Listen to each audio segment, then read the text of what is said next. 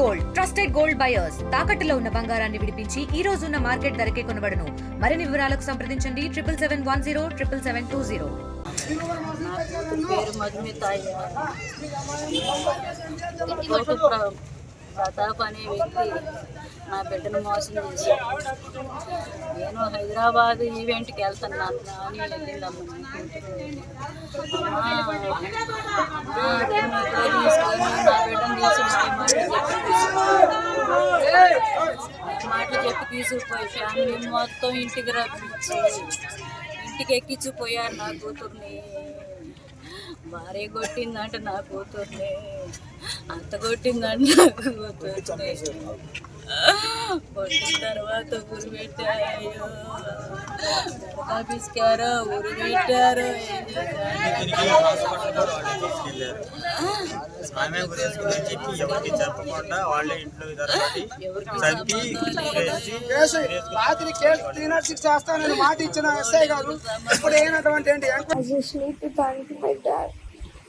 ఏం జీవితాంతం నేనున్నంత వరకు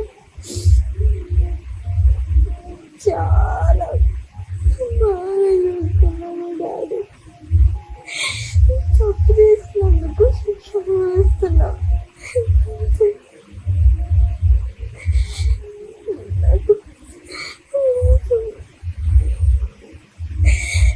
మా అమ్మ అనుకున్నట్టు నాశనం అయిపోతా. అది ఈ రోజే ఎవరికి నా వాళ్ళ ఇబ్బంది ఉండకూడదు.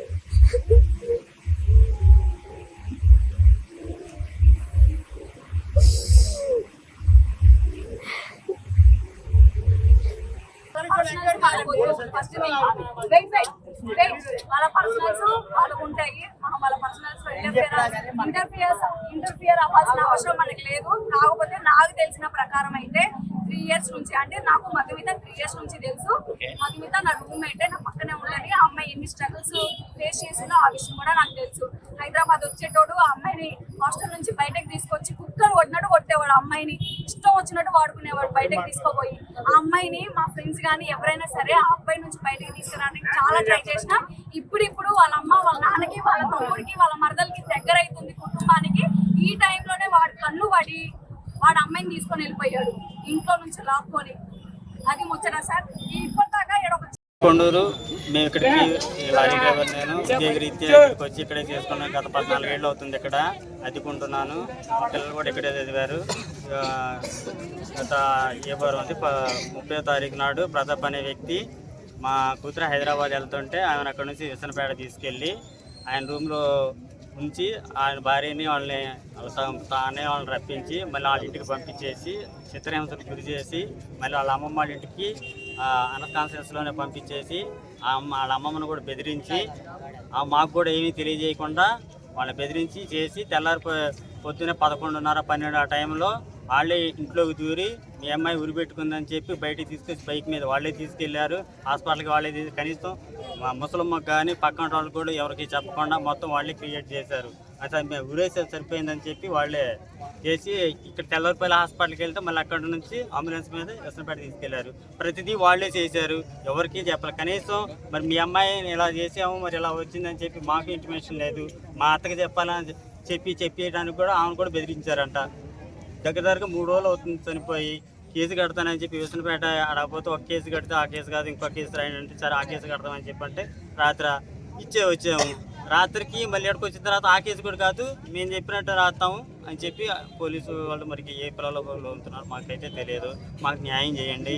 అధిష్టానం పార్టీ వర్గంగా మా పవన్ కళ్యాణ్ గారు కానీ పార్టీ పరంగా మేము టీడీపీనండి, మొదటి నుంచి టీడీపీయే. ఇప్పుడు మాలాంటి నిజమైన కార్యకర్తలకి పార్టీ వీళ్ళకి ఏం న్యాయం చేయకపోతే సామాన్యులకి ఏం చేస్తారు?